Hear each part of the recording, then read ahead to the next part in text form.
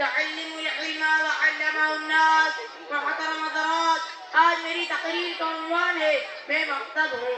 آج سے 1400 سال پہلے میری بنیاد پیارے نبی صلی اللہ علیہ وسلم نے اپنے ہاتھوں سے رکھی. پیارے نبی صلی اللہ علیہ وسلم کے زمانے میں ایک چبوترے کی شکل میں تھا. پیارے نبی صلی اللہ علیہ وسلم اور ان کے صحابہ اس دنیا میں رہے جب تک میں آباد رہا. لیکن زمانے کے بدلنے سے میری شکل بدل گئی. پہلے ایک چھوٹا سا چبوترا تھا، پھر خاص اس کے کمرہ بنا، پھر ایک مدرسہ بن گیا، پھر میری تعلیم سارے عالم میں عام ہو گئی. عرض یہ کرنا ہے کہ پیارے نبی صلی اللہ علیہ وسلم سے لے کر میرا وجود کسی نہ کسی شکل میں باقی، چاہے گاؤں ہو یا شہر، محلہ ہو یا بازار، ہر طرف میں موجود ہوں. لوگوں مجھے پہچاننے کی کوشش کرو. میں مقصد ہوں، میں صحیح تلاوت قرآن سکھاتا ہوں، میں اخلاق دکھاتا ہوں، میں پیارے نبی صلی اللہ علیہ وسلم کی سیرت اور صورت اور صحابہ والے ایمان کی تعلیم دیتا ہوں.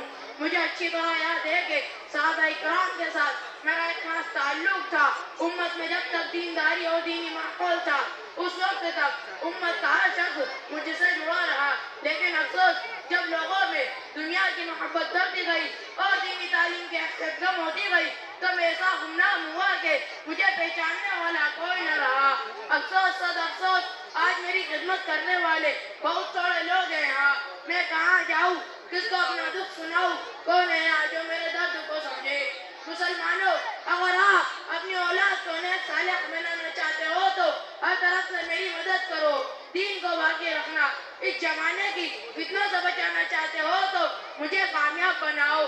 معاشرے میں اچھا ماحول چاہتے ہو تو میری باتوں پر عمل کرو. بچوں کو مرتد ہونے سے بچانا چاہتے ہو تو میرے پاس بھیجو.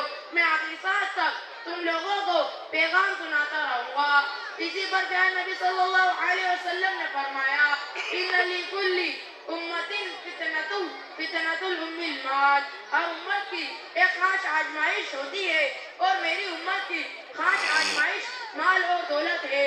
الحمدللہ آج میرے درد کو اپنا درد سمجھنے والے کچھ لوگ موجود ہیں. اللہ ہر زمانے میں میری حفاظت کرنے والوں کو تیار کر دیتا ہے اور بہت سے اللہ کے بندے میری حفاظت کے لیے کھڑے ہو جاتے ہیں.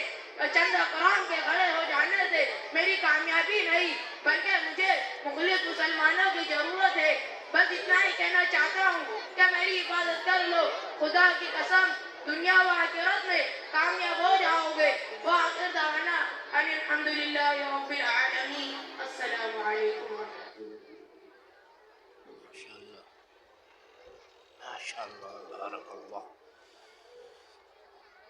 بہت اچھا پڑھا اس طالب علم. میں فوزیہ بنت عارف کو دعوت دیتا ہوں کہ وہ اپنی تقریر پیش کرے. اسٹیج پر تشریف لیں. فوزیہ بنت عارف. اس طالبہ کا تقریر کا عنوان ہے رمضان شریف کے روزے.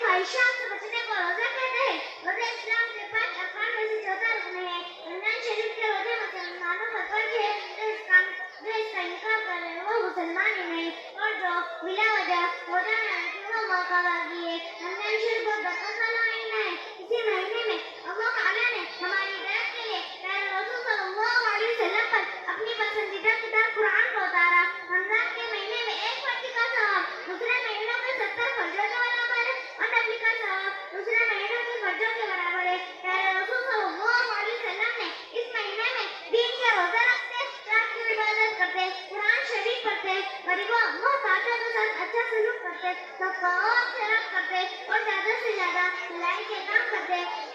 پیارے رسول صلی اللہ علیہ وسلم نے فرمایا جو شخص رمضان کا مہینہ پاکر ہی اپنے گناہ نہ بخشنے والا وہ برابر نصیب ہے. اور فرمایا اگر کوئی شخص بلا وجہ رمضان کا ایک روزہ چھوڑنے تو عمر اور کے روزے بھی اس کی برابری نہیں کر سکتے. ایک حدیث میں کہ اللہ تعالیٰ فرماتے ہیں ہر نیکی کا اجر 10 گنا سے 700 گنا تک ہوتا ہے.